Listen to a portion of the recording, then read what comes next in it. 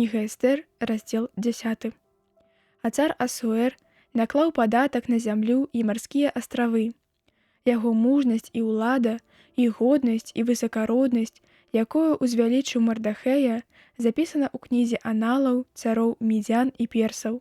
І як Мардахей юдэйскага роду стаў другім па цару Асуэру і вялікім у юдэяў і мілым народу братоў сваіх, стараючыся пра дабро для народа свайго і кажучы тое, што служыла дзеля супакою яго пакалення.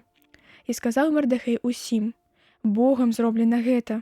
Прыпомніў Мардахей сон, які бачыў у гэтым сэнсе. І нічога з таго не было марным. Малая бо крынічка зрабілася ракой, і было святло, і сонца, і надта багатая вада. Крыніца і вада — гэта Эстэр, якую цар узяў за жонку і захацеў, каб была царыцай. Два ж драконы — гэта я і Аман.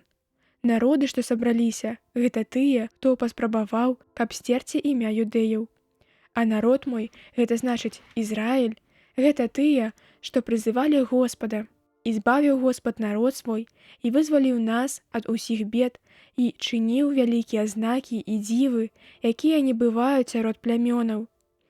І устанавіў два жэрабі, адзін для народа Божага і другі для ўсіх плямёнаў.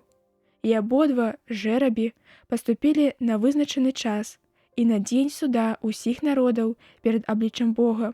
Бог успомніў пра народ свой ды прызнаў справядлівасць сваёй спадчыны. І будуць захоўвацца тыя дні ў месяцы Адар, у 14 і 15 дзень гэтага месяца, днямі сходу і радасці і весялосці перад Богам, паводле пакаленняў вашых вечна ў народзе Ізраіля.